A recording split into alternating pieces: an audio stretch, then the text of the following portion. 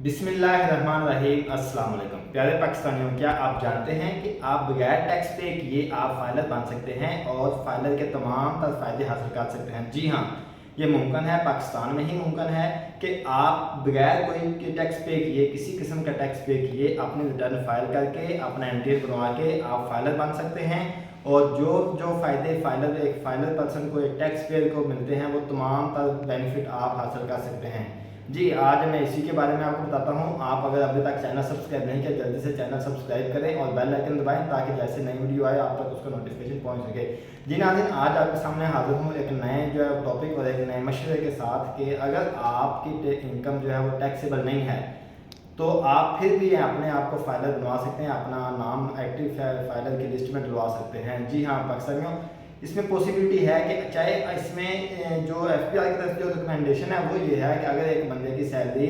6 लाख है या उससे ऊपर है तो उसके लिए लाजमी है कि वो बंदा अपने आप को फाइलर बनवाए, तो अपना एनटीएन बनाए, अपनी रिटर्न फाइल करे। इसी तरह अगर कोई बिजनेस पर्सन है, उसकी सैलरी, उसका जो इनकम जो है वो एनुअली 4 लाख से ऊपर है, तो उसके लिए रिस्पॉन्सिबिलिटी है कि वो अपने आप को फाइलर की लिस्ट में बनाए। लेकिन अगर कोई पर्सन जिसकी इनकम 6 लाख से कम है या 4 लाख से कम है और वो बंदा भी अपनी टैक्स की रिटर्न फाइल करके तो फाइलर बन सकता है और फाइलर को मिलने वाले तमाम तर फायदे जो है वो हासिल कर सकता है। अब फाइलर को कौन कौन से बेनिफिट मिलते हैं मैं आपको बता देता हूँ कि नंबर 1, अगर फाइलर पर्सन अगर बैंक से कैश निकलवाता है 50,000 या लाख या जितने भी अमाउंट निकलवाएगा तो उसको कोई टैक्स नहीं पे करना पड़ेगा,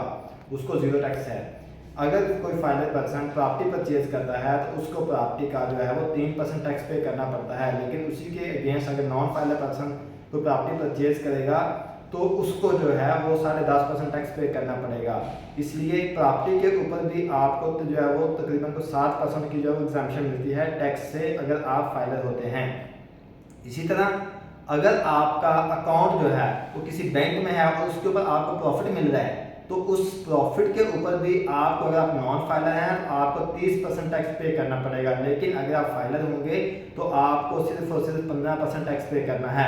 इसी तरह अगला जो बेनिफिट है वो मैं आपको बता दूं कि अगर आप कोई गाड़ी परचेज कर रहे हैं और उसकी रजिस्ट्रेशन करवा रहे हैं तो अगर आप फाइलर हैं तो आपको उसकी आधी कीमत पे करनी पड़ेगी, जो उसकी रजिस्ट्रेशन फीस है वो आधी पे करनी पड़ेगी। फॉर एग्जाम्पल अगर आप नॉन फाइलर है तो आपको एक गाड़ी रजिस्टर कराते वक्त 50,000 रुपये फीस पे करनी है, तो अगर आप फाइलर होंगे तो वही फीस आपकी 25,000 रुपये आ जाएगी, यानी कि आपको फीस जो है वो कम पड़ेगी। इसी तरह मैं बात करूं, अगर आपके जो है वो कोई बहबूद सेविंग अकाउंट है वहाँ पे जो आपको प्रॉफिट मिलता है, अगर उनके ऊपर अगर आप फाइलर हैं तो आपका 30% प्रॉफिट कट जाता है। लेकिन अगर आप नॉन फाइलर होंगे, अगर आप फाइलर होंगे तो आपको 30 जो है वो 15% पड़ेगा। लेकिन अगर आप नॉन फाइलर होंगे तो आपको जो उसका 30% पड़ेगा। इसलिए आप जो है ना अपने आप को फाइल, आपकी इनकम चाहे 1 रुपया है चाहे बिल्कुल भी नहीं है, लेकिन अगर आपके मामलात या बैंक के साथ हैं, मतलब आपकी ट्रांजैक्शन बैंक के साथ होती हैं, या आपने प्रॉपर्टी लेनी है, या आपने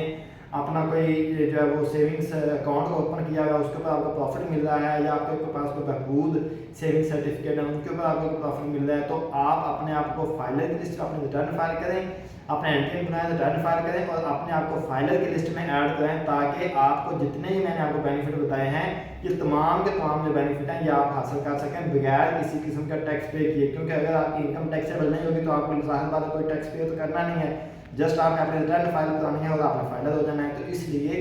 अपना बगैर किसी किस्म का कोई टैक्स पे किए अपने आप को फाइलर की लिस्ट में ऐड कराएं और जितने फाइलर को बेनिफिट मिलते हैं वो तमाम का बेनिफिट आप भी हासिल करें। अस्सलाम वालेकुम।